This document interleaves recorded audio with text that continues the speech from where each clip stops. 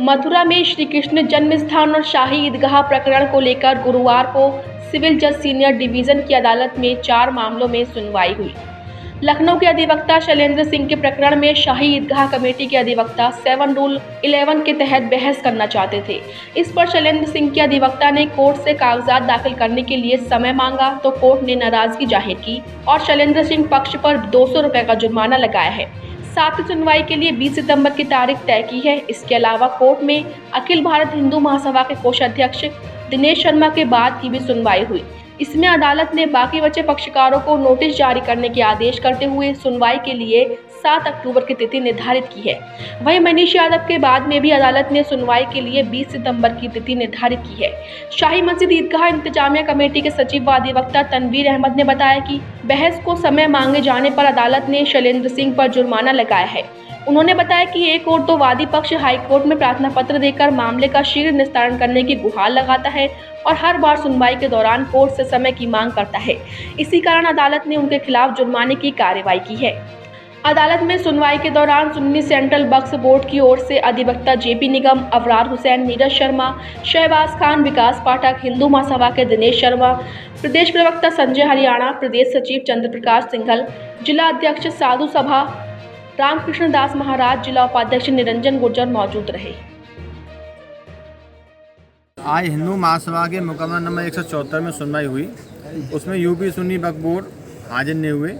उन्होंने तामील के लिए माननीय न्यायालय में बोल दिया कि अपना बकारानामा लगा देंगे और दूसरे जो पक्ष हैं उन्होंने 7 रूल 11 पे सुनवाई के लिए माननीय न्यायालय में प्रार्थना पत्र दिया था, तो एक पक्ष हाजिर नहीं हुआ। इस वजह से माननीय न्यायालय ने उसमें 7-10 की डेट लगा दी है। अब अगली सुनवाई 7 अक्टूबर को होगी। आपका जो मुकदमा है, जो आपने मुकदमा डाला, उसमें आपने मांग क्या की है?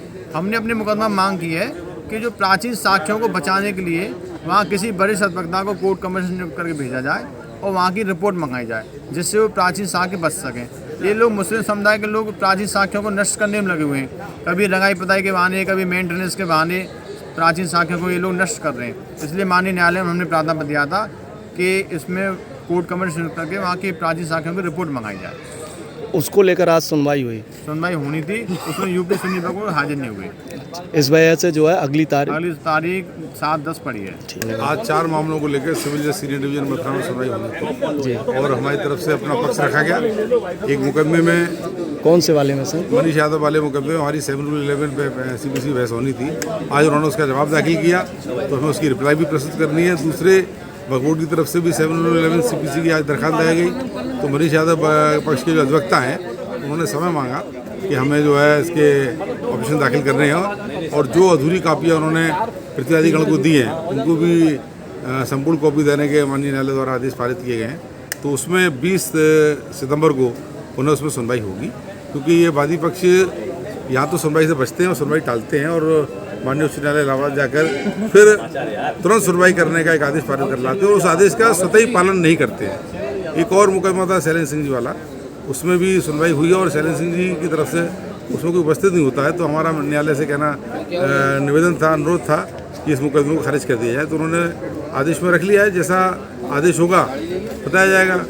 एक 174 वाला मुकदमा था, उसमें ये हुआ कि प्रतिवादीगण में पर्याप्त तामील नहीं है, तो प्रतिवादीगण पर तामील के लिए माननीय न्यायालय ने आदेश दिए, उसमें 7-10 लगा दी गई है। और रजना अग्रोत्री वाला जो मामला था उसमें माननीय उच्च न्यायालय इलाहाबाद द्वारा मुकदमे को स्टे कर दिया है, कार्रवाई को स्टे कर दिया गया है और इसलिए उसमें 7-10 तारीख उसमें नियत की गई है।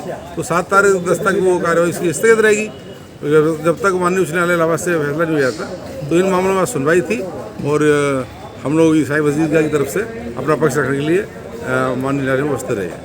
देखिए, मिस्टर मनीष यादव जिनके द्वारा कहा जा रहा है कि मैं श्री कृष्ण भगवान का वंशज हूँ और मुझे इस प्रॉपर्टी मेरे अधिकार एक वंशानुसार मैं मालिक उस जगह का हूँ, अतः मुझे जगह का मालिक घोषित किया जाए। और ये माननीय उच्च न्यायालय से प्रार्थना पत्र देख करके एक डायरेक्शन लेकर के आए थे कि मुकदमे की प्रार्थना पत्र की सुनवाई 4 महीने में तय कर दी जाए। मैं इस मुकदमे में सुन्नी सेंट्रल वक्फ बोर्ड का अधिवक्ता हूँ। इन्होंने जो हमको नकलें प्रदान की वो अधूरी थी। मैंने आज माननीय न्यायालय को अवगत कराया कि जो अनेक्चर नंबर 1 और 2 हैं उनकी हमको नकलें नहीं मिली हैं। इस बात को उन्होंने एडमिट किया, उनके अधिवक्ता ने कहा वास्तव में नहीं मिली है, मैं प्रोवाइड कर दूँगा। आज मैंने एक प्रार्थना पत्र ऐसे कर दिया कि मुकदमा पोषणी है या नहीं, इस पर सुना जाए। इस पर इन्होंने आपत्ति का समय मांगा है और मुकदमे में अब तारीख 20/9 लग गई है सुनवाई के लिए। सुनवाई आज दिनेश शर्मा वाले मुकदमे में कोर्ट के सामने फाइल प्रस्तुत हुई और कोर्ट ने सुनवाई की। इसमें जो प्रतिवादी संघ का एक सेंटर बोर्ड है, उनके वकील निगम साहब ने पिछली तारीख को ये कहा था कि हम इस मुकदमा दाखिल कर देंगे, लेकिन उन्होंने मुकदमा दाखिल नहीं किया और क्योंकि उन पर तामील नहीं कोर्ट ने नहीं मानी है, इसलिए हमको पैरवी का आदेश अदालत ने कर दिए हैं। जहाँ तक प्रतिवादी संघ का 2 के प्रार्थना पत्र का सवाल है, क्योंकि अभी सभी प्रतिवादीगण पर तामील नहीं है, इसलिए उन पर सुनवाई तभी संभव हो सकेगी जब सभी प्रतिवादीगण इस अदालत में उपस्थित हो जाएंगे। प्रतिवादी संघ का 3 और 4 की ओर से भी मुकदमा दाखिल नहीं किया गया है। उन्होंने आज कोर्ट के सामने ये कहा है कि हम अगली तारीख में मुकदमा 3 और 4 की तरफ से जो जन्मभूमि ट्रस्ट है उस तरफ दाखिल कर देंगे।